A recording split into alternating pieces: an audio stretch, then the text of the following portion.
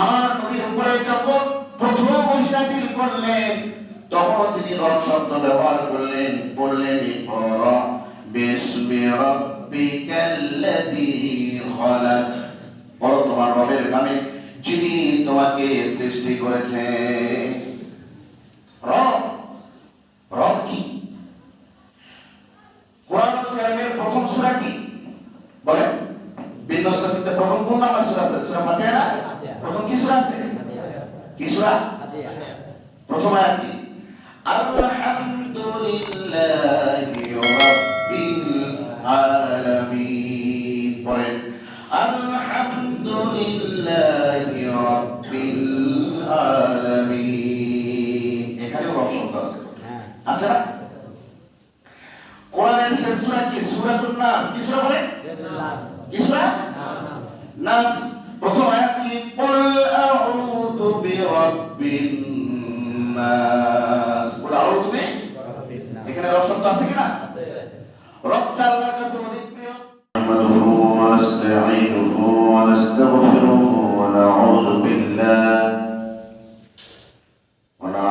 বিল্লাহি মিন শুরুরি আনফুসিনা ওয়া মিন সাইয়্যাতি আ'মালিনা। من يهد الله فلا مضل له ومن يضلل فلا هادي له، ونشهد أن سيدنا وحبيبنا ومولانا محمدا عبده ورسوله الذي أرسله بالحق بشيرا ونذيرا وداعيا إلى الله بإذنه سراجا وقمرا منيرا.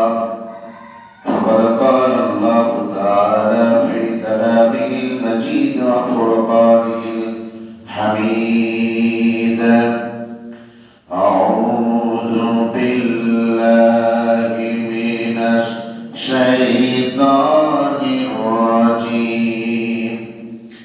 بسم الله الرحمن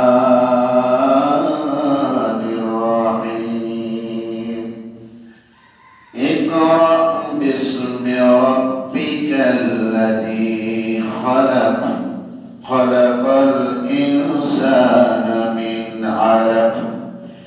اقرأ وربك الأكرم الذي علم بالقلم، علم الإنسان ما لم يعلم. صدق الله العظيم.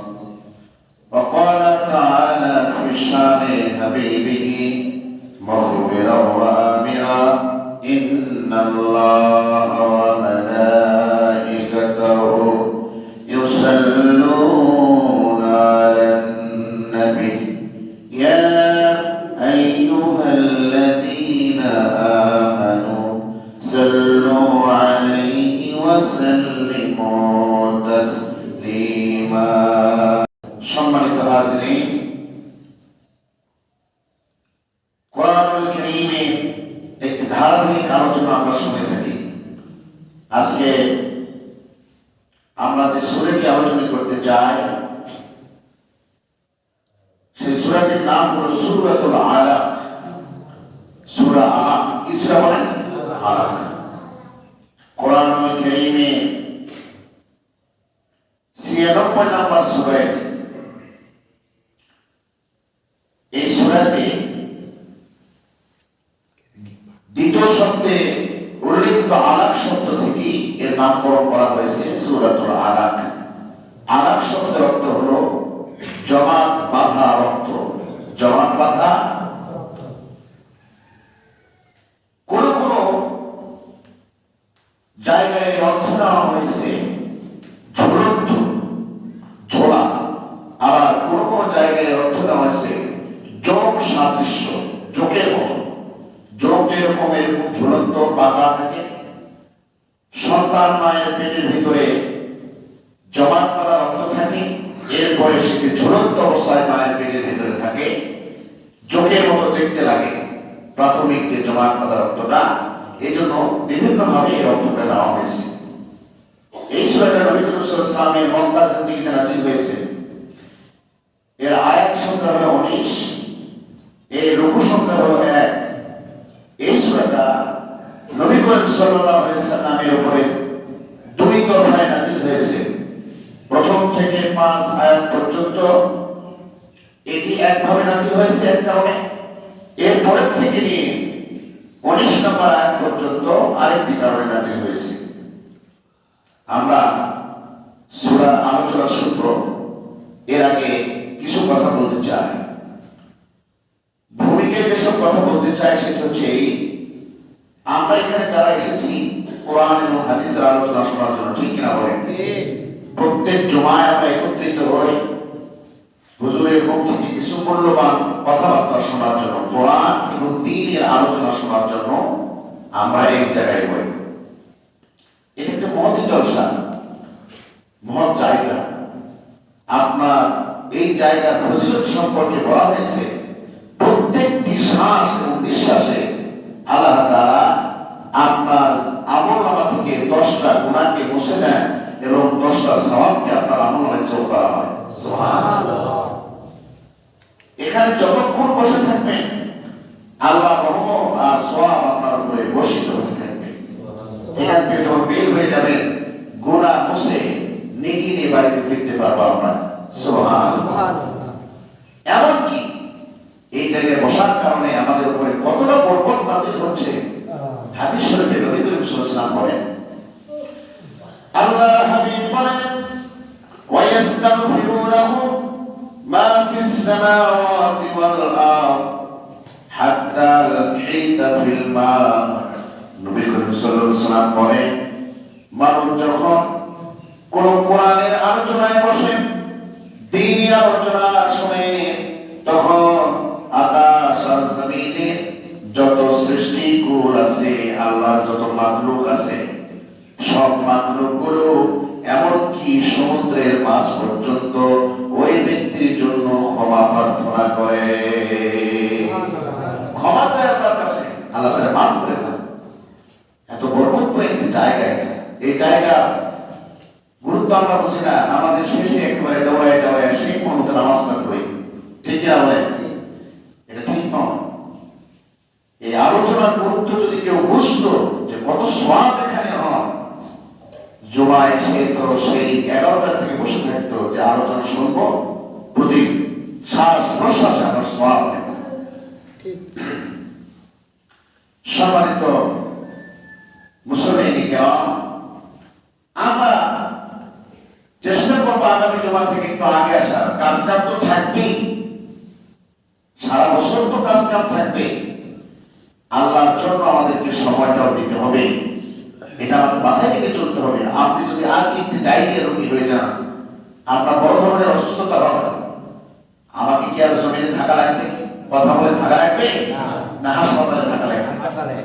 এইটা যদি আমি চিন্তা করি, তারপর তো শুক্রবার দিন একটু সকাল সকাল আসতে পারি। যাই হোক, আল্লাহ তাআলা সূরা আলাকে 1 থেকে নিয়ে 5 আয়াত পর্যন্ত নাযিল করলেন। এটি হলো নবী করিম সাল্লাল্লাহু আলাইহি সাল্লামের উপরে অবতীর্ণ প্রথম ওহী। নবুয়ত পাওয়ার পর যেদিন নবুয়ত রাসূলকে দেওয়া হলো, সেই দিন সূরা আলাকের প্রথম 5 আয়াত প্রথম ওহী হিসেবে নবীর উপরে দেওয়া হয়েছে। কোন কোন মুফাসসির বলেন সূরা মুত্তাসিরে প্রথম 7 আয়াত নবী করিম সাল্লাল্লাহু আলাইহি সাল্লামের উপরে নাযিল করা হয়েছে। দুটো মন্তব্য ঠিক আছে, কোনটাই ভুল বলা যাবে না। এখন প্রশ্ন হতে পারে, একই সঙ্গে দুইটা সূরা আয়াত রাসূলের উপর কিভাবে নাযিল হলো? এর উত্তর হলো এই, সূরা আলাকের প্রথম 5 আয়াত নবীর উপরে নাযিল হয়েছে প্রথম। এটি সঠিক, বুখারী, মুসলিম অসংখ্য হাদিস দ্বারা প্রমাণিত। নবী করিম সাল্লাল্লাহু আলাইহি ওয়াসাল্লামের উপরে সূরা আলাকের প্রথম 5 আয়াত শুরুতে প্রথম ওহী হিসেবে নাযিল হয়েছে। কিছুদিন নবীর উপরে ওহী বন্ধ ছিল। বন্ধ থাকার পর রাসূলুল্লাহ খুব পেরেশান হয়ে গেছিলেন। আল্লাহর হাবিব বলেন, যখন আমার উপরে ওহী বন্ধ ছিল, আমি উঁচু পাহাড়ের চূড়ায় উঠলাম, আর সেখান থেকে ঝাঁপ দিয়ে করতে চেয়েছিলাম মনের কষ্টে। যখন উঠতাম কি যেন একটা গায়েবে আওয়াজ দিয়ে বলতো, আপনি না মোহাম্মদ, আপনি না নবী। আর আমি ঝাঁপ দিতাম না। পাহাড় থেকে নেমে রাস্তা দিয়ে যখন হাঁটছিলাম, তখন আকাশের দিকে নজর করে দেখি আসমান আর জমিনের মাঝখানে সাদা পোশাক পরিহিত অবস্থায় কে যেন বসে আছে। হেরা গুহায় যিনি আমার কাছে ওহী নিয়ে এসেছিলেন, আমার কাছে মনে হলো তিনি বসে আছেন। ভয় পেলাম, বাড়িতে চলে গেলাম। এরপর জিবরিল আমিন আমার কাছে চলে আসলেন, আর তখন আমাকে আয়াত পড়িয়ে শোনালেন, ইয়া আইয়ুহাল মুত্তাসির। তখন সূরা মুত্তাসিরের 7 আয়াত নাযিল হলো।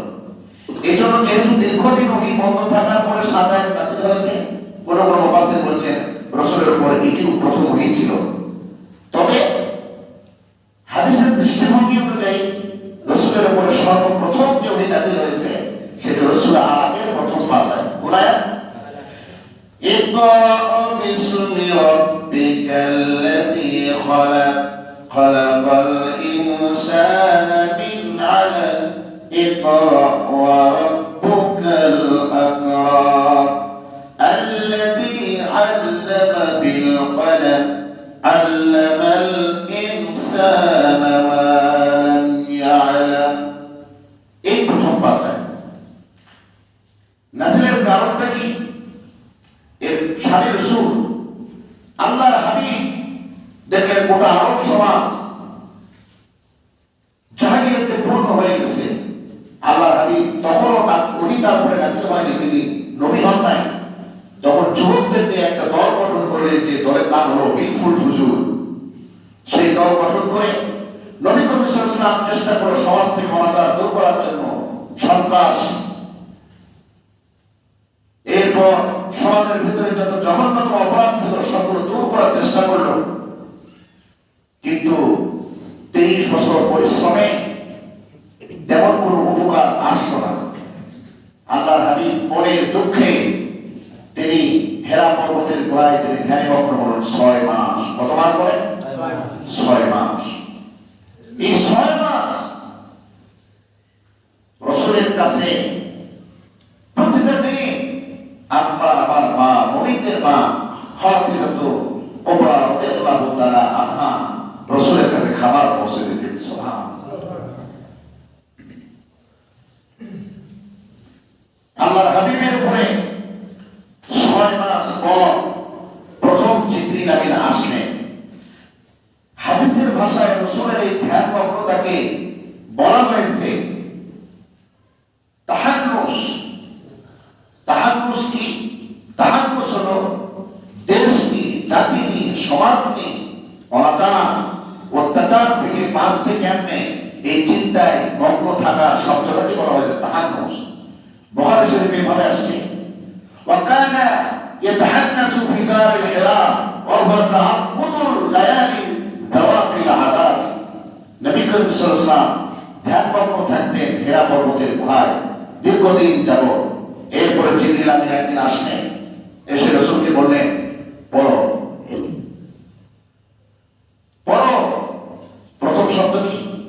পড়ো। প্রথম শব্দ কি? পড়ো। আল্লাহ রাসূল বলেন, মা আনা বিকারি, আমি পড়তে পারি না। আল্লাহ হাবিব বললেন না যে পড়তে জানি না, বলেন কি? পারি না, পড়তে পারি না। এ থেকে প্রমাণিত হয় নবী করিম সাল্লাল্লাহু আলাইহি ওয়াসাল্লাম মূর্খ ছিলেন না। রাসূল তো বললেন না যে পড়তে জানি না, পড়তে পারি না বলেন। অনেকে বলেন নবী মূর্খ ছিলেন, উম্মি নবী। উম্মির এক অর্থ হলো মূর্খ, তবে উম্মির যে আরো অর্থ আছে এটা আমাদেরকে জানতে হবে। উম্মুন শব্দের অর্থ মা। উম্মুন শব্দের অর্থ কি? বলেন কি? মা। এজন্য মক্কা নগরীকে বলা হয় উম্মুল কুরআন। কি বলা হয় বলেন? সমস্ত জনপদের মা। নবী যেহেতু মক্কার অধিবাসী ছিলেন, এজন্য নবীকে বলা হতো উম্মি নবী। কি নবী বলেন? আর কুরাইশদেরকে বলা হতো উম্মিয়িন। মক্কার অধিবাসীরা, কুরাইশদের অধিবাসী রাসূলকে যেহেতু মক্কায় জন্ম, এজন্য রাসূলকে উম্মি নবী বলা হতো। নবী মূর্খ ছিলেন না। জিবরিল আমিন বললেন, পড়ো। রাসূলুল্লাহ বলেন, আমি পড়তে পারি না।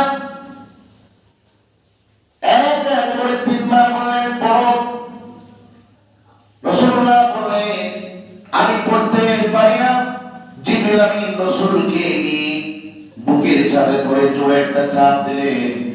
চাপ দেওয়ার পর এবার জিবরিল আমিনও পড়তে লাগলেন, নবীজিও সাথে সাথে পড়তে লাগলেন।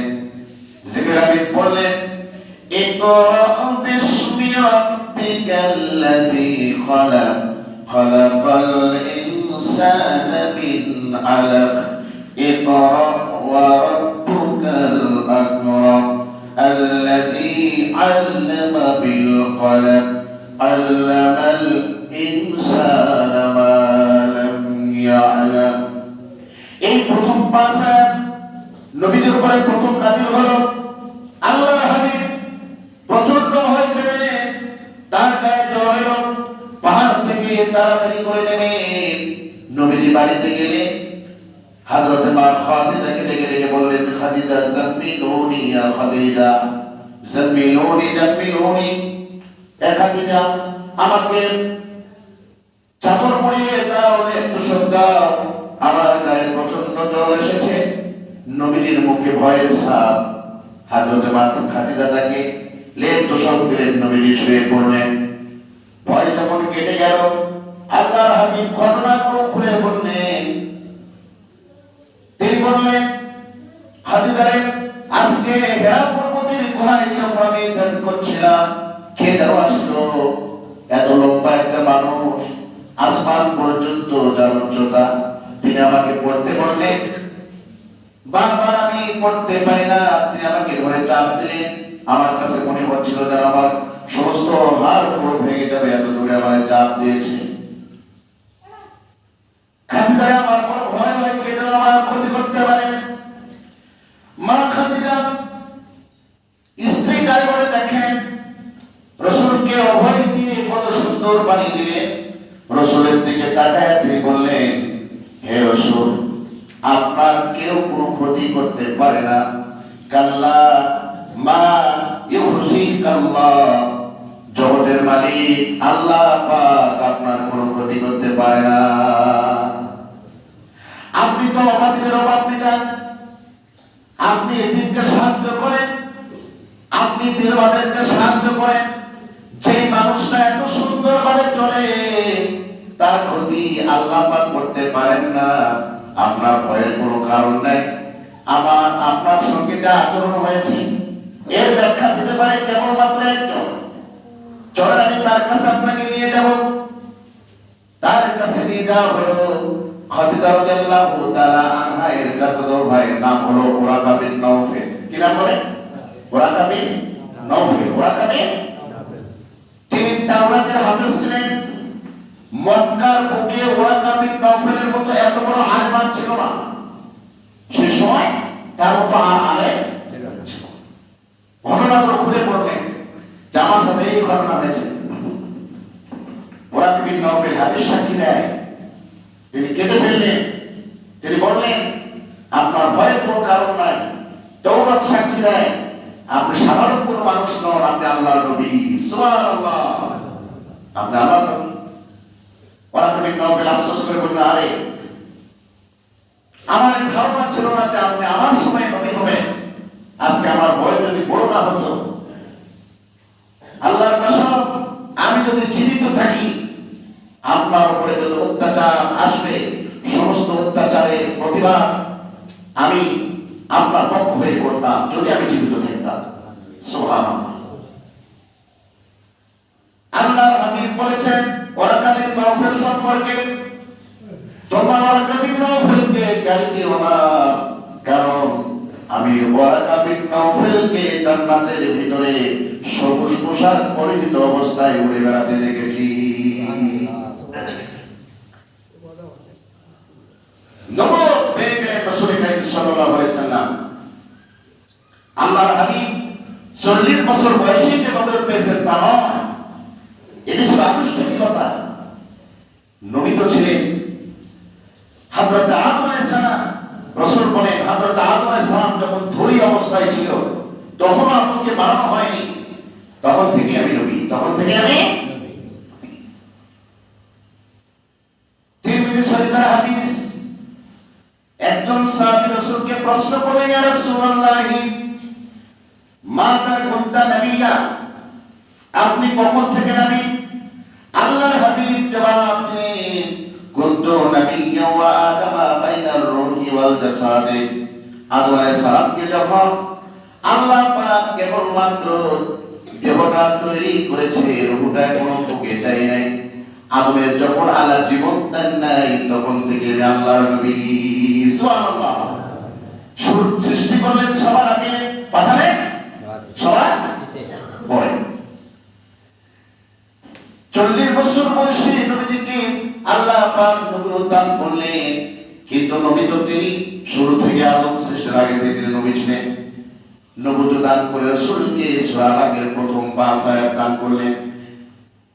আল্লাহ পাক এভাবে করে শুরু করলেন, ইকরা বিসমি রাব্বিকাল্লাযী খালাক। পড়ো তোমার সেই রবের নামে যে তোমাকে সৃষ্টি করেছে। লক্ষ্য করো, খুব সংক্ষিপ্ত বলছি, যেহেতু মসজিদে ব্যাখ্যার সুযোগ নাই, সংক্ষিপ্ত তাফসীর করছি।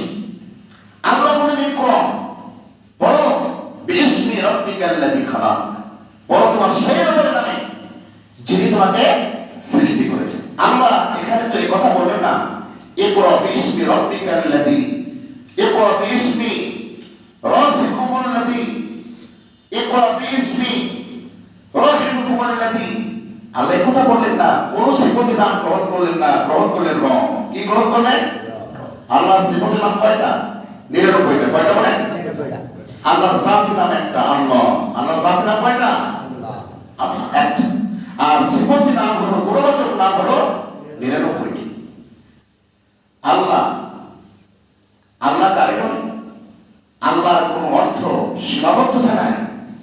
যিনি সকল গুণের মালিক তিনি হচ্ছেন আল্লাহ, যিনি সকল গুণের মালিক তিনি হচ্ছেন রহিম, দয়াবান, রহমান, করুণাময়, গফফার, ক্ষমাশীল, রাজ্জাক, রিজিকদাতা, মুবিন, সুস্পষ্টকারী। আল্লাহর প্রত্যেকটি নামের এক একটা অর্থ আছে, প্রত্যেকটি গুণ যার ভিতরে আছেন তিনি হচ্ছেন আল্লাহ সুবহানাল্লাহ। এসব গুণের ভিতরে সবচেয়ে পছন্দের নাম যেটা আল্লাহ করেছেন হচ্ছে রব। সেটা কি বলে? রব। এই জন্য আল্লাহ পাক এখানে রব শব্দটা ব্যবহার করেছেন। হযরতে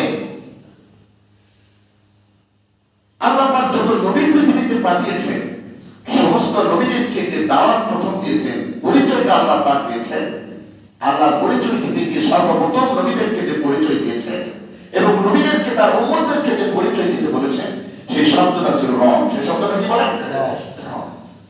হযরত ইব্রাহিম আলাইহিস সালাম কে আল্লাহ পাক নবুয়ত দেওয়ার পর যখন নমরুদের কাছে পাঠিয়ে দিল, তখন নমরুদের কাছে হযরত ইব্রাহিম আলাইহিস সালাম যে পরিচয়টা দিয়েছিলেন সেটা কি ছিল, শব্দটা কি ব্যবহার করেছিলেন?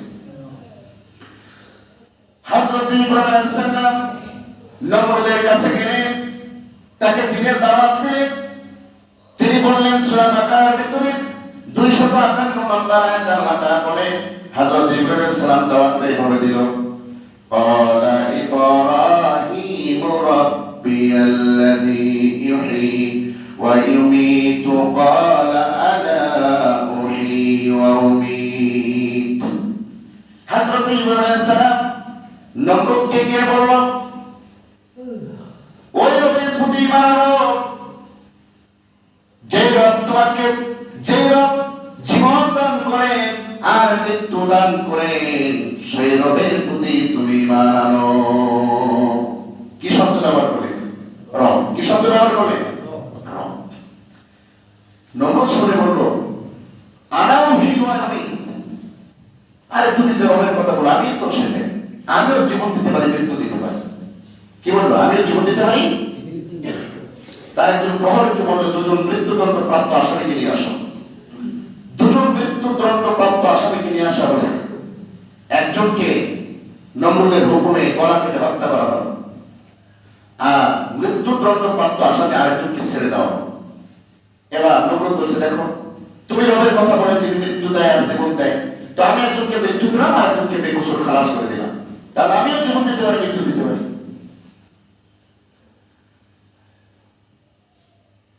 ইব্রাহিম সালাম চিন্তা করলেন, মনে করছিলেন মাথা টাথা কিছু আছে, এত কিচ্ছু নাই। এবার ইব্রাহিম সালাম দেখেন পরবর্তী কি আল্লাহ শিখাই দিলেন, কি বাক্য শিখাই দিলেন, ক্ষেপণাস্ত্র মেরে দিলেন। এবার কি বাক্য? হযরত ইব্রাহিম সালাম বলেন, বুঝলাম তুমি জীবন দিতে পারো, মৃত্যু দিতে পারো, তুমি রব, ঠিক আছে, আমার রব যিনি, তিনি এবার কি করে দেখো, তুমি সেটা পারো নাকি? ওয়ালা ইব্রাহিম ফাইন্নাল্লাহা ইয়াতি বিশ-শামসি মিনাল মাশরিক ফাআতি বিহা মিনাল মাগরিবি ফাবুহিতাল্লাযী কাফার ওয়াল্লাহু লা ইয়াহদিল কওমার যালিমিন। আমার রব এমন রব যিনি পূর্ব দিকে সূর্যটা উদিত করে। কোন দিকে? পূর্ব দিকে। তুমি যদি রব হয়ে থাকো তাহলে পশ্চিম দিক থেকে উঠাও দেখি। আমার রব তো পূর্ব দিক থেকে উঠায়, আমার কোন দিক থেকে উঠায়? পূর্ব দিক থেকে। তুমি যদি সত্যি রব হয়ে থাকো এবার সূর্যটা পশ্চিম দিক থেকে তোলো। কোরআন কারীম বলছে এই কথা যখন ইব্রাহিম আলাইহিস সালাম বললেন এবার নমরুদের মুখ সব ফ্যাকাশে হয়ে গেছে। কোরআনের ভাষায় বলছে ফাবুহিতাল্লাযী কাফার, বুহিতাল্লাযী কাফার, একেবারে মুখ চোখ ফ্যাকাশে হয়ে গেল, হেরে গেল, বুহিতা শেষ হয়ে গেল, সব আলোচনা বন্ধ। যুগে যুগে যারা আরেকদের বিরোধিতা করে এমন এক সময় আসবে, এমন ক্ষেপণাস্ত্র তাদের উপর পড়বে, সব বন্ধ হয়ে যাবে। ঠিক কিনা বলে? আল্লাহ পাক প্রথম পরিচয়টা দেওয়ার রব দিয়ে, কি দেবেন? রব দিয়ে। এবার মুসা আলাইহিস সালামের দিকে আসেন। মুসা আলাইহিস সালামকে যখন ফেরাউনের নিকটে আল্লাহ পাক পাঠালেন, আল্লাহ পাক বলেন ইযহাব ইলা ফিরাউন, ফেরাউনের কাছে যাও, ইন্নাহু তাগা, সে সীমা লঙ্ঘন করেছে। হযরত মুসা আলাইহিস সালাম ফেরাউনের কাছে নিয়ে তাকে দাওয়াত দিলেন, আল্লাহর দিকে ফিরে এসো, রবের দিকে ফিরে আসো। ফেরাউন বলল তুমি কোন রবের কথা বলো, সে আবার কোন রবের পরিচয়টা দাও। হযরত মুসা আলাইহিস সালাম সুন্দর করে রবের পরিচয় দিলেন। রবের পরিচয়টা তুলে ধরলেন এভাবে, রব্বুনাল্লাযী আ'তা কুল্লা শাই, আমার রব তো তিনি যিনি বান্দা যাওয়ার আগে সবকিছু দিয়ে দেয়। সুবহানাল্লাহ। এখানে তিনি রবের পরিচয় দিলেন। আমি আপনাদেরকে ঘটনা শোনার উদ্দেশ্য না, আল্লাহ যেখানে বলেন ইকরা বিসমি রাব্বিকাল্লাযী খালাক, আল্লাহ রব শব্দ ব্যবহার করলেন কেন? রাসূলকে প্রথম ওহী দিতে গিয়ে কোন শব্দ ব্যবহার করতে পারতেন, রব কেন ব্যবহার করলেন? এই কথা বুঝতে গিয়ে আপনাদেরকে এই ঘটনা শোনাচ্ছি। হযরত মুসা আলাইহিস সালামকে যখন আল্লাহ পরিচয় দিয়েছেন তখন তিনি রব শব্দ ব্যবহার করেছেন। রব শব্দটা আল্লাহর কাছে অত্যন্ত প্রিয়। আল্লাহ পাক আমাদেরকে যখন রূহের জগতে রেখেছিলেন, কোথায়? রূহের জগতে। আমরা রূহের জগতে ছিলাম না? সবাই তো রূহের জগতে ছিলাম। তখন আমাদেরকে কি প্রশ্ন করেছিলেন? প্রথম প্রশ্ন কি ছিল? আলাস্তু বিরাব্বিকুম, আলাস্তু বললেন না তো আলাস্তু বিরাযিকুম, আলাস্তু বিখালিকুম, এরকম কোন শব্দ ব্যবহার করলেন না। আল্লাহ পাক বলেন আলাস্তু বিরাব্বিকুম, আমি কি তোমাদের রব নই? আমরা বলেছিলাম ক্বালু বালা, আপনি আমাদের রব, এটা কিন্তু ওখানে স্বীকার করে আসছি, কিন্তু দুনিয়ায় এসে আমরা মানি না, এটা মানার প্রয়োজন মনে করি না যে আমাদের রব আল্লাহ। আল্লাহ পাক রূহের জগতেও আমাদের পরিচয় শিখিয়ে দিয়েছেন, তিনি আমাদের রব। তিনি আমাদের কি? রব। প্রিয় ভাইরা, এভাবে করে আমার নবীর উপরে যখন প্রথম মহিলা দিল করলেন তখন তিনি রব শব্দ ব্যবহার করলেন, বললেন ইকরা বিসমি রাব্বিকাল্লাযী খালাক, বলো তোমার রবের নামে যিনি তোমাকে সৃষ্টি করেছে। রব, রব কি? কোরআনুল কারীমের প্রথম সূরা কি বলেন? বিন্যাসতে প্রথম কোন নাম সূরা আছে? সূরা ফাতিহা না? প্রথম কি সূরা আছে? কি সূরা? ফাতিহা। প্রথম আয়াত কি? আলহামদুলিল্লাহি রাব্বিল আলামিন। পরে আলহামদুলিল্লাহি রাব্বিল আলামিন, এখানেও রব শব্দ আছে, আছে না? সূরাতুন নাস। কি সূরা বলে? কি সূরা? নাস। প্রথম আয়াত কি? কুল আউযু বিরাব্বিন নাস। কুল আউযু এখানে রব শব্দ আছে কিনা? আছে। রবটা আল্লাহর কাছে অধিক প্রিয়। এজন্য আল্লাহ রাব্বুল আলামিন আল্লাহর পরিচয় যেখানে তুলে ধরেছে, নবীদের ক্ষেত্রে, উম্মতদের ক্ষেত্রে যেখানে আল্লাহ পাক তার পরিচয় তুলে ধরেছেন, সর্বপ্রথম তিনি শব্দটা ব্যবহার করেছেন রব। কি শব্দ বলেন? রব। হযরত আদম আলাইহিস সালাম যখন বিপদে পড়লেন, আমাদের আদি পিতা জান্নাত থেকে তাকে বের করে দেওয়া হলো, তিনি দুনিয়ায় এসে যখন তার ভুল বুঝতে পারলেন, যে আল্লাহর কাছে যে শব্দটা ব্যবহার করে দোয়া করেছেন, সেই শব্দটা কি ছিল? রব্বানা যালামনা আনফুসানা ওয়া ইল্লাম তাগফির লানা ওয়া তারহামনা লানাকুনান্না মিনাল খাসিরিন। প্রথম শব্দ রব। প্রথম শব্দ কি? রব্বানা যালামনা আনফুসানা ওয়া ইল্লাম তাগফির লানা। রব শব্দটা আল্লাহর কাছে অধিক প্রিয়। এজন্য আল্লাহ পাক রাসূলের উপরে যখন প্রথম ওহী নাযিল করলেন, তিনি রব শব্দটা ব্যবহার করলেন। ইকরা বিসমি রাব্বিকাল্লাযী খালাক। পড়ো সেই রবের নামে যে তোমাকে সৃষ্টি করেছে। পরিচয় করাইতে। কি করাইতে? এবার রাসূলকে বলছেন খালাকাল ইনসানা মিন আলাক। যিনি তোমাকে সৃষ্টি করেছেন জমাট বাঁধা রক্ত থেকে। জমাট বাঁধা রক্ত থেকে তিনি তোমাকে সৃষ্টি করেছেন, সেই রবের নামে তুমি পড়ো। আজকে আর আলোচনার সময় হবে না, ইনশাআল্লাহ। মানুষের সৃষ্টির কৌশলতা কি আগামী জুমায় শুনবো আমরা। আল্লাহ পাক মানুষকে কিভাবে স্তরে স্তরে সৃষ্টি করেছে এটা শুনবো। রব এমন রবের অর্থটাই তো বললাম না, রবের মূল অর্থটা কি এটা যদি না জানি আলোচনা অসম্পূর্ণ থেকে যাবে। এটা উনি শেষ করে দেবো। রবের মূল অর্থ কি? অনেকে জানি রবের মূল অর্থ প্রতিপালন, পালন কর্তা। এটা কি রবের অর্থ আপনি উঠাতে পারবেন না। রবের অর্থ হচ্ছে গতি, যিনি সমস্ত সৃষ্টিকে একের পর এক স্তরে স্তরে সাজিয়ে ফেলে, স্তরে স্তরে সৃষ্টি করে, তার নামই হচ্ছে রব। তার নাম কি বলে? যেমন আমি আপনি যখন মায়ের পেটের ভিতরে এসেছি, একদিনে কি বড় হয়ে গেছি? কথা বলে একদিনে বড় হয়েছি? একদিনে বড় হয়নি। 10 মাস মায়ের পেটের ভিতরে থাকার পর আল্লাহ পাক যখন আমাদেরকে বের করে দিলেন, দুনিয়ায় পড়েই কি একবারে বড় হয়ে গেছি? বলে হয়েছি? 1 মাস 2 মাস 3 মাস তা উঠলো, হাঁটতে শিখলাম, ধীরে ধীরে বড় হলাম, একসময় যুবক হলাম, এখন বুড়ো হয়ে যাচ্ছে। ঠিক কিনা বলে? এই যে স্তরে স্তরে সাজাচ্ছেন, ইনি হচ্ছেন রব। ইনি কে বলে? পৃথিবীর কোন জিনিস, একটা গাছ জমিনে যে আলু বেড়ে আসতেছেন আপনারা, আলুর গাছ আজকে বেড়ে আসে, কালকে গিয়ে কি আলু ধরবে নাকি গাছে? বলে এটা গাছ হবে, অঙ্কুর জন্মাবে, ধীরে ধীরে গাছ হবে, শিকড় বাকড় দিবে, তারপর ধীরে ধীরে আলু হবে। এই যে এই সৃষ্টি ব্যবস্থা ধীরে ধীরে স্তরে স্তরে যিনি সাজাচ্ছেন, তিনি হচ্ছেন রব। তিনি কে বলে? সমস্ত সৃষ্টি জগৎকে যিনি পালন করেন, শিক্ষা দেন। একটা হাঁসের বাচ্চা ডিম থেকে ফুটি পানিতে নামায় দেন, সাঁতার কাটে। ঠিক কিনা? এই সাঁতার শেখানো কে? যিনি শেখান তিনি রব। যিনি শেখান তিনি রব। মুরগির বাচ্চাকে কে বলে দিল? আকাশের চিল চিৎ করতে উঠলে তুমি তোমার মায়ের আঁচলের নিচে গিয়ে লুকাও। কে শেখানো? যিনি শেখালেন তিনি রব।